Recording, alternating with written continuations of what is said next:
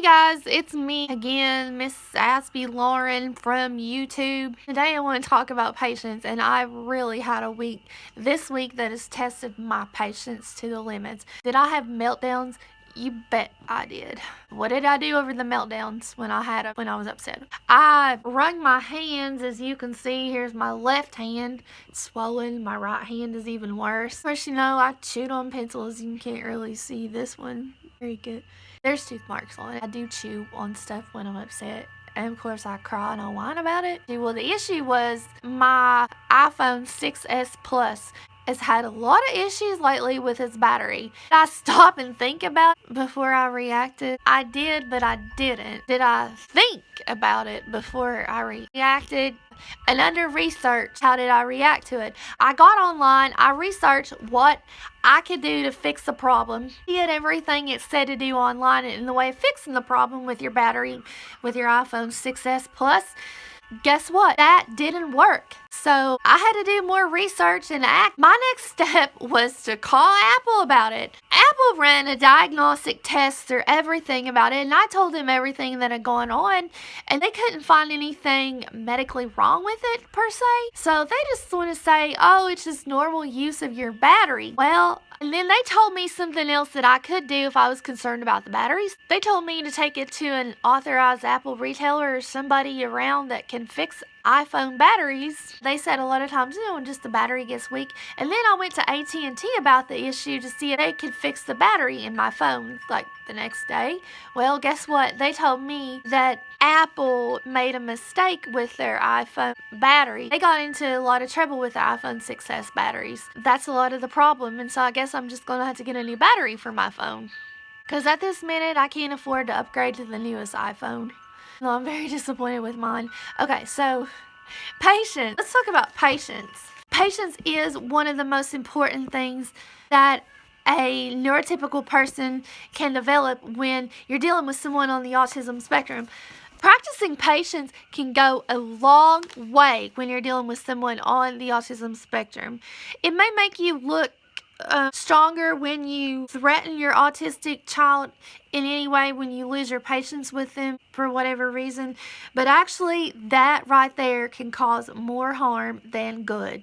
When you threaten your autistic person in any way after losing patience with them, it will actually make meltdown worse if there's one already in session, and if they haven't already had one, it will definitely cause a meltdown.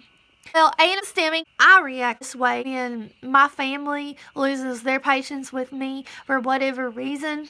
And I know that I personally feel this way and react a lot worse when I have a meltdown going on, or stemming when someone loses patience with me.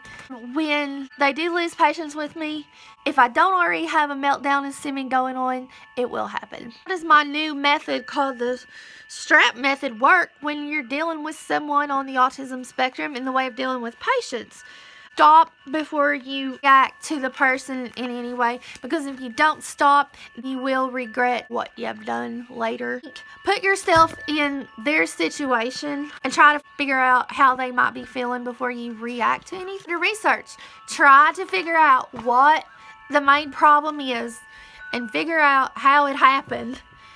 Act, find a solution to the problem, and try to prevent it from happening again. And so how do we do that? We want to get it on terms that your autistic person can understand, because they can't understand things the way a neurotypical person would, and if that happens, it's easy for the neurotypical caregiver or spouse or whoever to lose their patience when it continually happens again. So that's when we need to try to figure out what's going on. Make sure that they understand it, because if they're not responding to whatever is going on, then we may need to do something about it. And we may need to take a step back and try to see if they're not understanding what's going on, because a lot of times they may not be. Last thing we need to do is pray about it, because God may have a different way of dealing with the situation than what we neurotypicals would want to happen. God would never do us wrong. Other thing I want you to do is refer back to my video on being realistic, because this kind of ties in to a lot of the same things that my video on being realistic with your autistic person would be. And also, please check out Proverbs 16, chapter 32 on dealing with patience. Who's in the background? That's my kitty cat in the background. Everything on patience would be how I dealt with my kitty. When I first got him as a kitten, he would not even look at somebody without running away. So I had to be patient with him, and I had to figure out ways to get him to come to me. And I had to take baby steps. It's another thing where patience does come into play when you're dealing with this situation. And I will talk later about that type of situation in another video. So, thank you guys for watching, and I hope y'all have a good day. And I'm just so thankful that the weather's being good today, and that's why I did my video outside. Have a good day. Bye.